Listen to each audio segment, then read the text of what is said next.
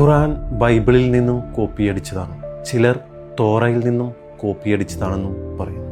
തീർച്ചയായും ഖുർആനിൽ ബൈബിളിലെയും തോറയിലെയും വചനങ്ങൾ നിങ്ങൾക്ക് കാണാൻ കഴിയും. അപ്പോൾ പിന്നെ കോപ്പിയടിച്ചു എന്നതിനൊരു തെളിവായി അല്ലേ? രസകരമായൊരു വസ്തുത എന്തെന്നാൽ, ഒരു യഥാർത്ഥ മുസ്ലിമിന് ഒരിക്കലും ബൈബിളും തോറ മാത്രമല്ല, ഇഞ്ചീൽ, സബൂർ, വേറെയും ഒരുപാട് ഗ്രന്ഥങ്ങളുണ്ട്. ഇതിലൊന്നും വിശ്വസിക്കാതെ ഒരു യഥാർത്ഥ മുസ്ലിമാവാൻ സാധിക്കുകയില്ല എന്നതാണ് വസ്തുത. പക്ഷേ ഈ പറഞ്ഞ ഗ്രന്ഥങ്ങളെല്ലാം മനുഷ്യരുടെ കൈക്കടത്തലുകൾ കടക്കാത്ത യഥാർത്ഥ പ്യുവർ ഫോമിലുള്ള ഗ്രന്ഥങ്ങളെയാണ് പറയുന്നത്. അപ്പോൾ പിന്നെ ഈ ഖുറാന്റെ പ്രസക്തി എന്താണ് അല്ലേ? ബൈബിളിൽ അങ്ങ് വിശ്വസിച്ചാൽ പോരെ? ന്യായമായൊരു ചോദ്യമാണ്. പക്ഷേ ഈ ബൈബിൾ, തോറ, ഖുറാൻ തുടങ്ങിയ ഗ്രന്ഥങ്ങളൊക്കെ ആത്മാർത്ഥമായി പഠിച്ചവർക്ക് മനസ്സിലാകും ഇതിലെല്ലാം പറയുന്ന ദൈവം ഒന്നാണെന്നും അവസാനമായി ഒരു പ്രവാചകൻ കടന്നു വരാനുണ്ടെന്നും വ്യക്തമായി പറയുന്ന വചനങ്ങൾ നിങ്ങൾക്ക് കാണാനും സാധിക്കും. യെശയ്യ പ്രവാചകന്റെ പുസ്തകം 29 അധ്യായം 12 വചനത്തിൽ, വായിക്കാൻ അറിവില്ലാത്തവന് പുസ്തകം കൊടുത്തിട്ട് വായിക്കാൻ പറയും.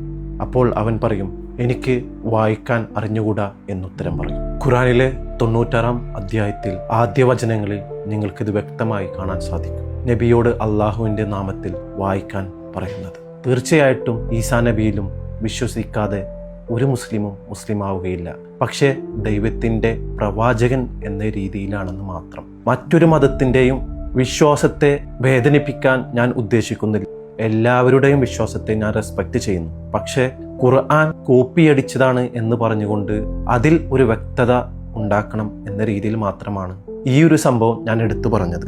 തീർച്ചയായും അള്ളാഹു പറയുന്നുണ്ട്, തൗറാത്ത്, ഇഞ്ചീൽ, സബൂർ തുടങ്ങിയ ഗ്രന്ഥങ്ങൾ ഒരുപാട് അതാതു കാലഘട്ടത്തിലേക്ക് ഇറക്കിയിട്ടുണ്ടെന്നും അവസാന ഗ്രന്ഥമായ ഖുർആൻ മുഹമ്മദ് നബിയിലൂടെ ഞാൻ പൂർത്തീകരിച്ചെന്നും ഇനിയൊരു ഗ്രന്ഥവും പ്രവാചകനും നിങ്ങളിലേക്ക് കടന്നു വരികയില്ല എന്നും സൂറത്തുൽ മാഇദയിലെ 3 വചനത്തിൽ വളരെ വ്യക്തമായി പറയുന്നുണ്ട്. ഇതിനെയൊക്കെ ശക്തിപ്പെടുത്തുന്ന ഒരു വചനം കൂടി യോഹന്നാൻ സുവിശേഷം 12 അധ്യായം 49 വചനത്തിൽ വ്യക്തമായി പറയുന്നുണ്ട്. ഞാൻ സ്വയമായി ഒന്നും സംസാരിച്ചിട്ടില്ല, എന്നെ അയച്ച പിതാവ് തന്നെ ഞാൻ എന്തു സംസാരിക്കണം എന്ന് എന്നോട് കൽപ്പിച്ചിരിക്കുന്നു.